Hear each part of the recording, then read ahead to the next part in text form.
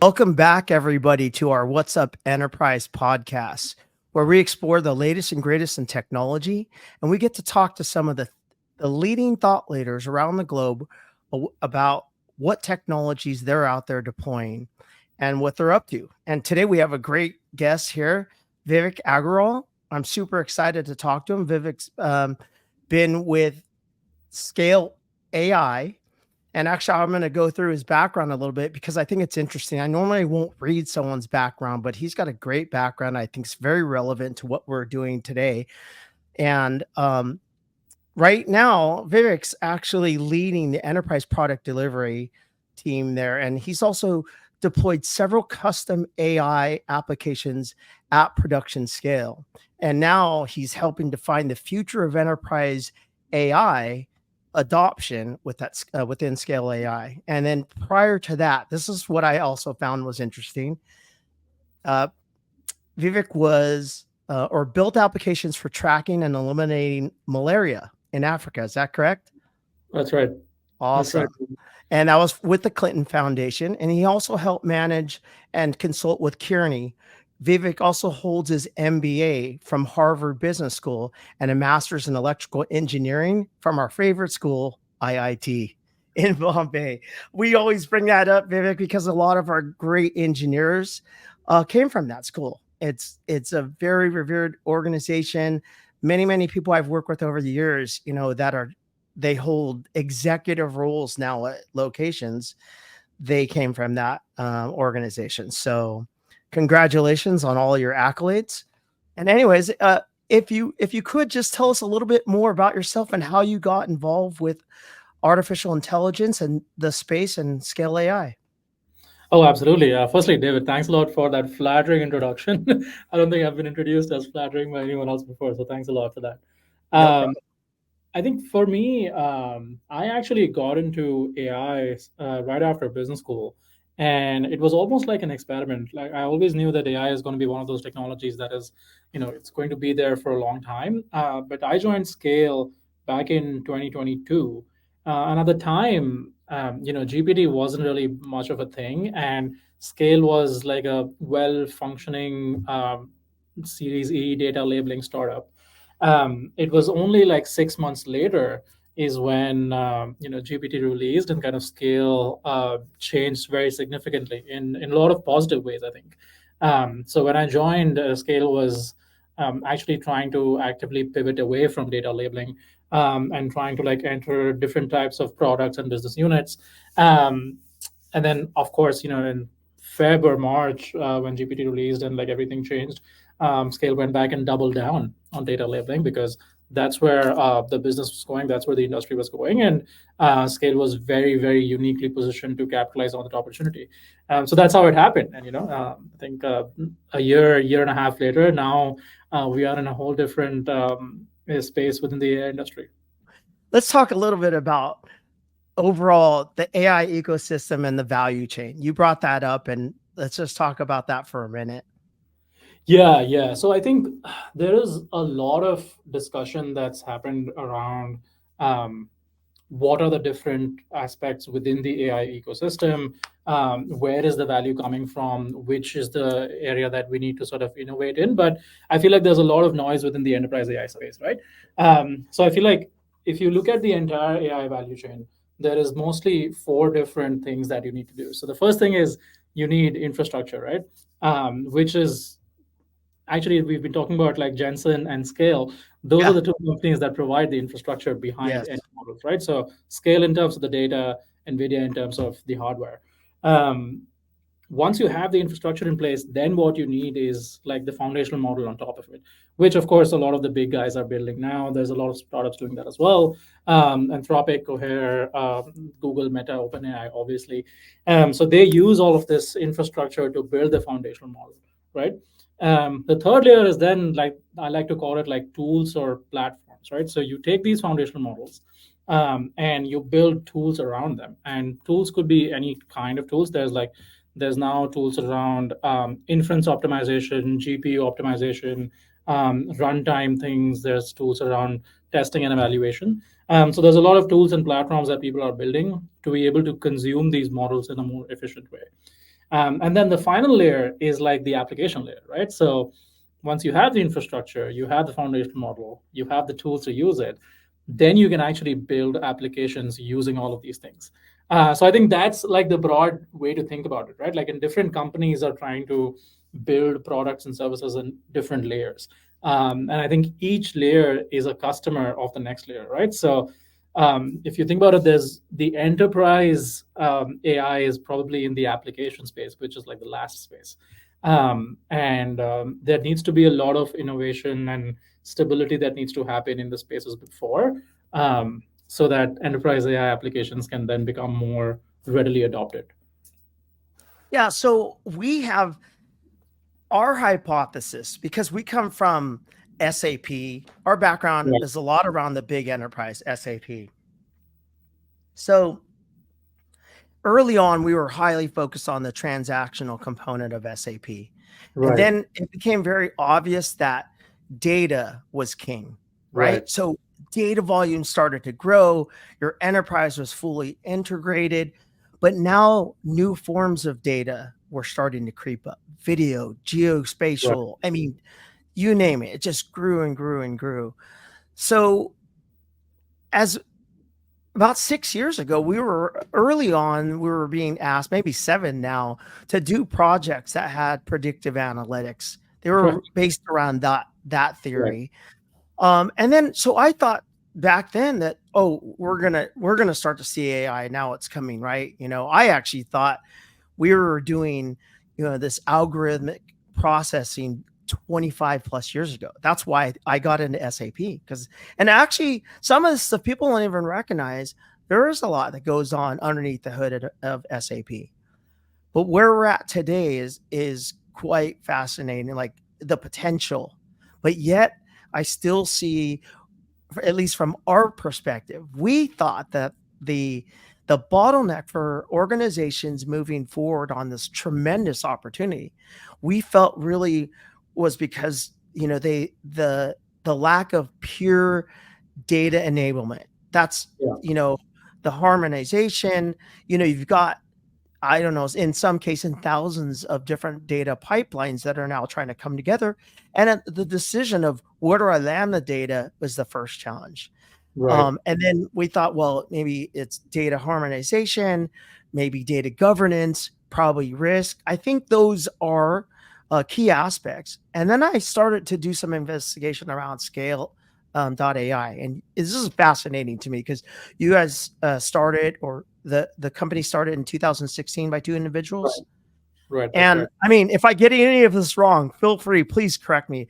But their mantra was to accelerate artificial intelligence through properly tagging data, Right. bringing, and so I thought, well, what's that mean? I mean, well, if you've got all these different data systems or data providers, data pipelines, does that help with accelerating it when all the systems are different?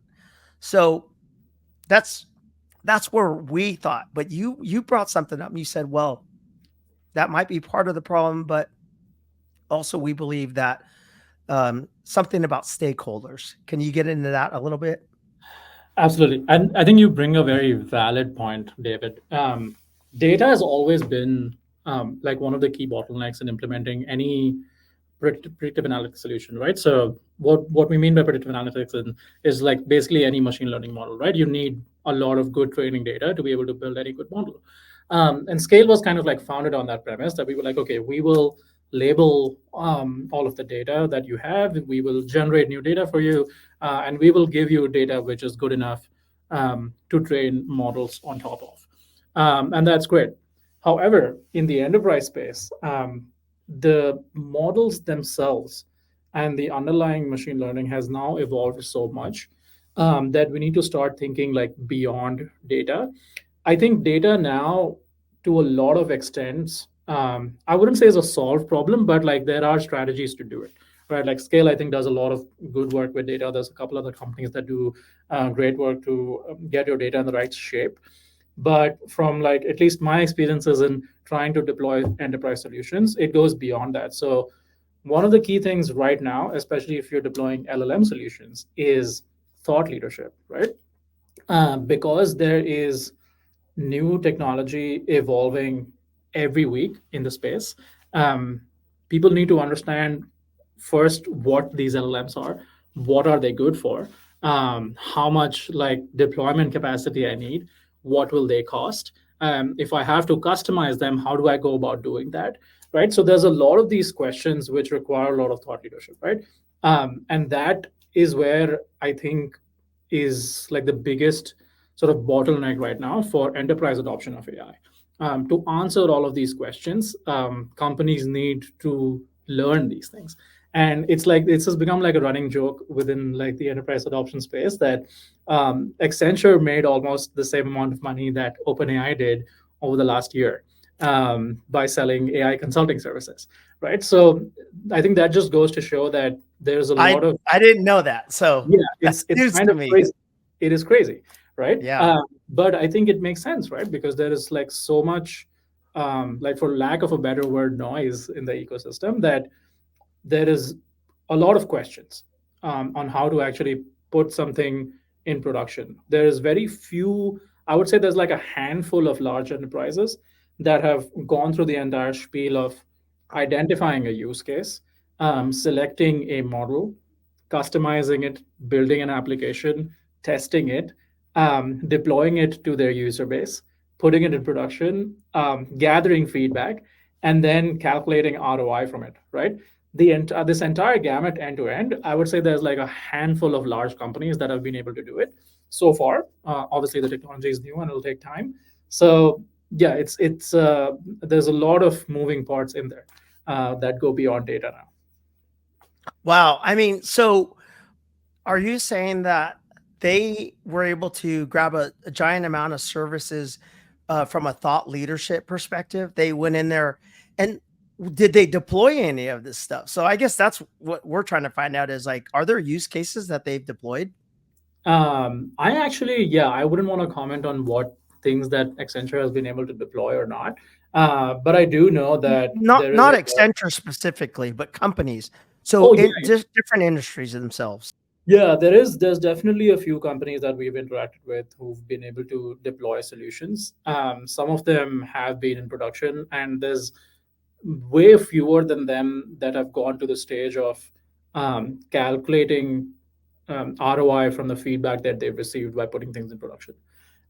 So yes, the answer is yes. Some companies have been able to do it, but I think it's still Yeah. very early stages. But do you believe like now that there's some momentum building uh with with the onset of multimodal type of things, do you see it growing? Like, do you see enterprises or big organizations starting to adopt it more and more? Where do you see AI going? This is kind of Yeah, getting me towards another topic, and in the interest of time, I'm trying to bundle some of my questions together. But uh, I could already see, Vivek, if you allow me, I'm going to want to have another conversation. It's going to get crazy, but why don't you? We'll start there. yeah, yeah. So No, I think like I know I'm sounding like a cynic, but I actually think that it is a very positive direction in which enterprises are going now. I do see there is more and more interest from most large enterprises and actually even small enterprises to want to understand what these technologies are, to want to pick out specific use cases that would be helpful, start answering questions around, okay, how much is this going to cost? Which model is the better one? Do I need to buy my own GPUs? Do I need to like go through the APIs? There's lot of questions around data security and privacy. Where does my data go? How do I customize some of these models using my proprietary data? So there's a lot of these questions that enterprises are coming up with, and we've seen that quite a few enterprises are now repurposing their own internal engineering teams to figuring things out, right? So I do think that uh, yes, I that's something that's coming up. The repurposing of their engineering teams. yeah, exactly. So I do think that there is a lot of potential for LLMs to be adopted in the near future. However, like I'm not quite sure if they will be wide ranging use cases, right? So Yeah. the most common use case we've seen is like customer service. I think that's like the Yeah. most obvious and common use case that we've seen for LLMs. It's actually Um, the one I hate the most. right, I just want to talk to a person a lot of the times. right, So right. But I feel like that's more like a cost optimization lever, right? I yes, think there is like absolutely. we still need to like identify a lot of use cases which are more revenue optimizing for LLMs, specifically for industries which don't really have much to do with AI or tech, right? So I think there is like some healthy skepticism is always useful there. However, I think what you mentioned about multimodal, that I think is a lot more interesting because that goes way beyond just like text, right? I Yes. think that also kind of takes us back to like legacy AI is what I like to call it, right? AI has been around forever, like not forever, but for like quite a long time, and I don't think even like basic or like legacy AI has been widely adopted as much as we'd like to. So, like my perspective on this is that it's a good thing that okay there is this now bubble created because of LLMs and a lot of companies are now paying attention to AI and starting to invest more and more, but I think the least that it's going to do, it's going to like bring legacy AI back to the forefront, and CIOs and CEOs are start going to think, okay, can we actually optimize all of these things using AI? Like take for example like something very basic like computer vision, right? That's been around forever. Like For a my while. That's exactly right, my point. right, This like stuff's my not new, a lot of this, right? So right, like LLMs are definitely new, but yes, like yes, other yes, like yes. AI stuff is But like has AI been around. itself we've been using. Right. Like I remember my undergrad thesis was on computer vision. It was like a long time ago, right? Uh, but still, it's not very well adopted in a lot of different industries True. where it can and should be, right? So I think the overall positive thing that this like LLM technology has done is just bring attention to AI as a whole and not Yes, I language, agree with that for sure. because well hardware is becoming more and more accessible, people are investing in data, people are investing in computing power, so I think those are conversations that like 5 to 10 years ago most companies would not want to invest in, but at least that fundamental shift in thought is happening. Yeah, so okay, we're gonna go off into some of the realm of possibility. Okay. Um we've all heard this term AGI or Oh, okay. SGI, super general intelligence.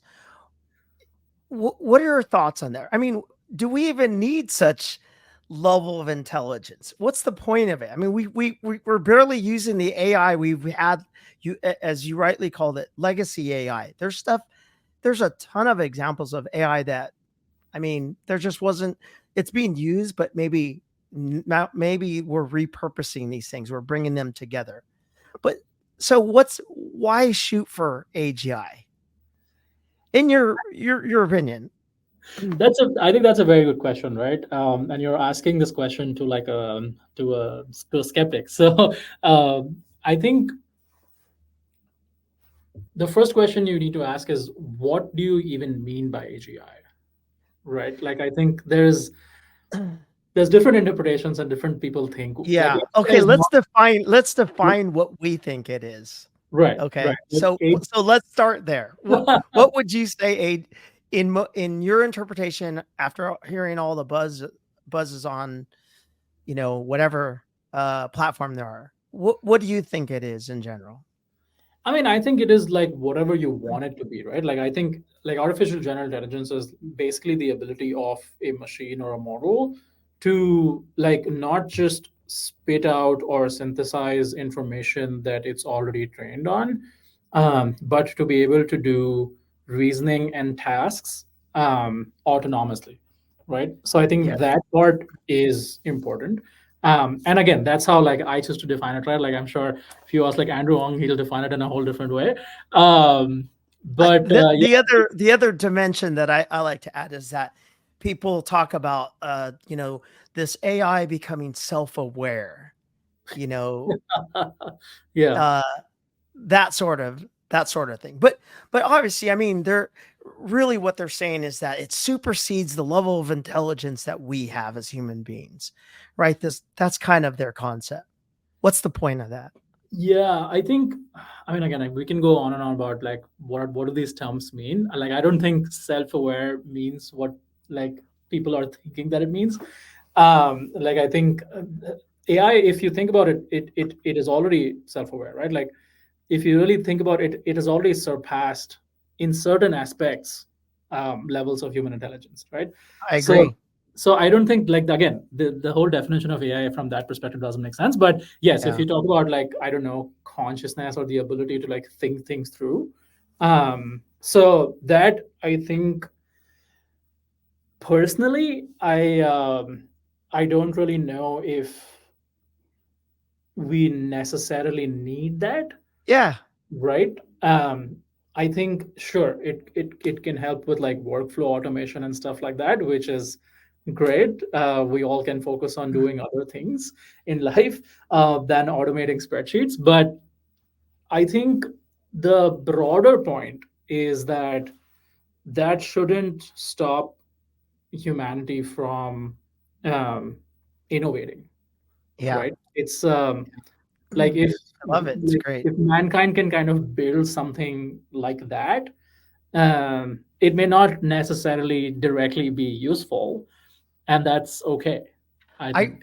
I read something about scale AI and I thought this it's so interesting because fundamentally it's also where I stand. And they talked something about where it's the advantage scale AI brings is that there's a human component to what they're also developing. Like they Right. bring I'll have to find the direct quote, but they understand that the true value behind this, algorithmic computation is is also the complexity that we bring as humans and our ability to work with it.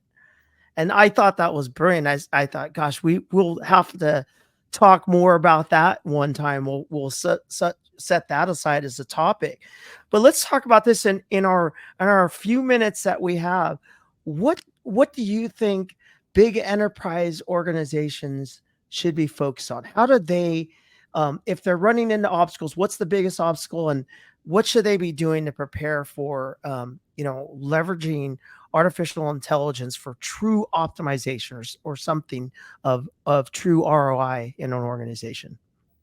Yeah, I think that's a good question. I think most large enterprises today should be focusing on the very first step, right? Which is identifying the right use case and figuring out what is a problem that I need AI to solve for, right? There is a lot of companies that we're seeing, and there's a lot of use cases that are coming up where the board is just like, oh, okay, we need to do something in AI. Let's appoint like a chief AI officer and like do some investments and do press releases and get done with it, right? But I think what we've seen so far is that it is expensive, it is difficult to implement any AI model, and it's going to take time, right? So I actually think the first thing that a lot of companies need to do is like really identify the right use case um, that you can solve either using LLMs or even legacy AI.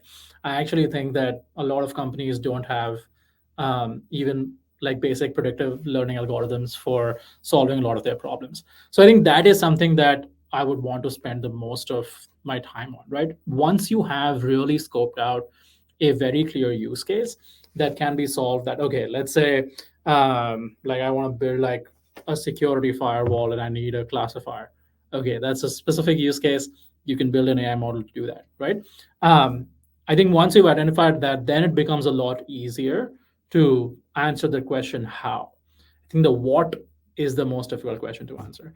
I think how is, then, yeah, you can come higher scale, you can go hire like another company to come and figure it out for you, and then like build it out, right? I think that's um, more relatively straightforward. The reason I'm saying this was also because we've been in situations where we've started building something out um, because there is a use case, and let's see if we can solve it using AI. But you don't need to really throw AI for solving any different use case, right? once you go through that path of creating like a model, you can spend a lot of time, money, and resources on it, only to realize that either your AI doesn't really solve your problem, or it's just not worth it, and you could solve it using a much easier, simpler way, right? Maybe people, Maybe, maybe right? some people. Yeah, Maybe. exactly. Um, Yeah, so yeah, I think like I also don't think just like that automation should be your like be all end all, right? I think AI. My personal perspective is that we should be thinking of how to use AI and LLMs for more like revenue optimization, for broadening your business rather than just thinking of okay, let's just like cut costs and be done with it. right. That's awesome. But overall, you see a bright future for adoption within big enterprises for AI? I do. I definitely do. I think there's a lot of appetite, and I think that's where the value is, right? All of this investment and effort that's been made on creating these foundational models for big tech companies. Okay, sure, there already is value because they're now integrating it within their own suite of products, so they Right. have network effects that they can leverage. But all of the other models that are being built out, which are outside of big tech, I think enterprise is where the real value is going to be. And I am optimistic about where it goes from here. There's Last definitely, yeah. One yeah, last question. What industry do you think's leading the adoption of AI? Outside of the big tech companies, like you know, what industry do you see is like they're out there, they're making it happen? I think like I don't have one specific industry in mind, but there's definitely a few. There is like the whole like professional services, Mm, if I have to interesting. like Yeah. really say professional services, and within that, I would say the legal industry, financial services, consulting companies. I think education companies as well. So there's a lot of these types of companies who are like leading the charge because all these companies have a lot of proprietary data, just like most companies do, Hmm. but then a lot of their work is human driven, right? Because if you're professional services, the what you're doing is your resource is your people. So Hmm. you want to automate a lot of the work that the people are doing so that they can focus on actually providing value. So I think Interesting. that whole space is really been leading the pack. I guess just to throw mine in there, my favorite one is what Jensen talks about, and that's in the biological medical spaces where they're now able to do a lot of quick modeling Yeah. around things that we've discovered now because we can shrink the amount of time to test different chemical compounds or different DNA structures, things of that nature. That stuff's fascinating to me. I haven't seen anyone really break out. I've seen a few studies, but I'm hoping to see more adoption around there. I agree that the biosciences and biomedical industry has the potential to really get some incredible gains because that often takes the life cycle to do some of that research is often so long. But with some of the technology now that I see, I mean, I hope he's completely correct around the Moore's law squared, because then that means maybe some other great stuff for us, Vivek. That maybe some incredible health science breakthroughs are coming. But anyways, our time's right at the end. I wanted to tell you, I don't know how many you've done of these before, but you're fantastic, and I'd love to have you back on. You seem very natural, and I'd love to have another opportunity just to do another fireside chat and have one of our product managers and engineers come on. It's fascinating what you're working on. I think you guys have done an incredible job. Um, you know, in the short amount of time that Scale AI has been out there, uh, you guys have done an incredible amount of work. So thank you very much. Any last comments for our guest? No, I think thanks a lot for having me, David. This has been an awesome experience. I haven't really done much of these before, so Wow. I've been thinking of these. You seem Um, a natural, but I told you it would be more or less like a chat between a couple of guys that are interested. But you're very good at it, and like I said, I truly mean that. I'd love to have you back on. Absolutely, absolutely. Looking forward to it, David.